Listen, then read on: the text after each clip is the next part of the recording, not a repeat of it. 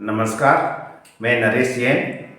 Secondary board परीक्षा 2024 के लिए हम कक्षा 10 की हिंदी विषय के लिए आज इस क्लास में आप सभी का स्वागत करता हूं। देखिए, सेकेंडरी बोर्ड परीक्षा में हिंदी विषय में कवि और लेखक परिचय का प्रश्न आएगा। इस पुस्तक में गद्य और पद्य में जो कवि और लेखक संकलित हैं उनमें से कवि परिचय आएगा। तो इसमें देखिए, इस परीक्षा के लिए मैं बता रहा हूँ आपको कि ये 7 कवि और लेखक इम्पोर्टेंट हैं। कवियों में हम बात करें तो तुलसीदास, जयशंकर प्रसाद, सूर्यकांत त्रिपाठी, निराला और नागार्जुन। और लेखकों में बात करें तो रामवृक्ष बेनीपुरी, यशपाल और महावीर प्रसाद द्विवेदी। आप इन 7 कवि और लेखकों को यानी साहित्यकारों को तैयार करेंगे तो आप निश्चित रूप से परीक्षा में ये प्रश्न आराम से हल कर पाएंगे।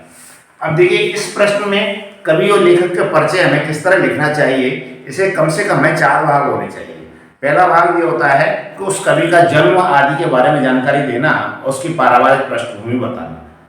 दूसरा भाग होता है कि उसमें उस कवि किन परिस्थितियों से जूझता हुआ इस साहित्य के क्षेत्र में आया।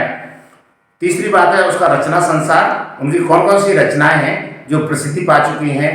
और चौथी और अंतिम बात है उनकी क्या देन है या उनकी क्या प्रतिभा है जिसकी वजह से आज हिंदी साहित्य में उनका इतना नाम है।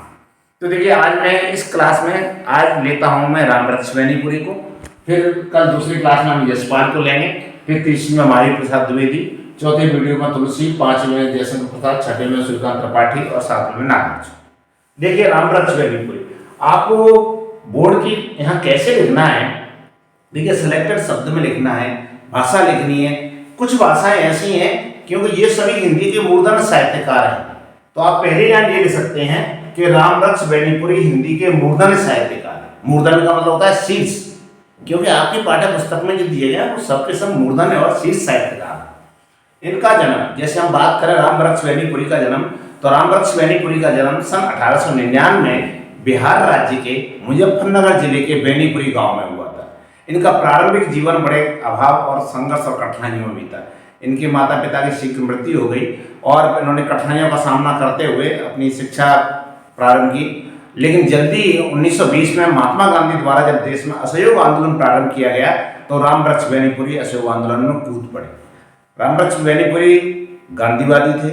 रामवृक्ष बेनीपुरी एक अच्छे पत्रकार थे, बहुमुखी प्रतिभा के धनी थे। रामवृक्ष बेनीपुरी ने मात्र 15 वर्ष की आयु से ही लिखना प्रारंभ किया था और इनकी रचनाएं कई पत्रिकाओं में छपती रही। एक पत्रकार के रूप में भी रामवृक्ष बेनीपुरी ने स्वतंत्र भारत में हिंदी की सेवा की और उन्होंने कई अखबार जिनमें दैनिक, साप्ताहिक और मासिक थे, जिनमें देखो अगर प्रसिद्धि की बात करें तो बालक नाम से है, युवक है, तरुण भारत है, किसान मित्र है, योगी है, जनता है, जनवाणी है, इन अखबारों का संपादन किया। हालांकि उनकी गद्यकार के रूप में एक विशेष पहचान हुई। और देखिए, आपको उनकी विभिन्न रचनाओं में आप चाहें तो जो प्रसिद्ध रचनाएं हैं तो उनको हाईलाइट करके लिख सकते हैं। उनका बहुत फेमस उपन्यास था पतितों के देश में, उनका फेमस निबंध गेहूं और गुलाब, उनका यात्रा वृत्तांत पैरों में पंख बांधकर, और दूसरा भी एक और यात्रा वृत्तांत उड़ते चलो, कहानी चिता के फूल, रेखा चित्र, माटी की मूर्तें। रामवृक्ष बेनीपुरी हिंदी गद्य साहित्य की ऐसी प्रतिभा थी कि जिसकी समस्त रचनाएं बेनीपुरी रचनावली के नाम से संकलित हैं और जिसके 8 खंड हैं।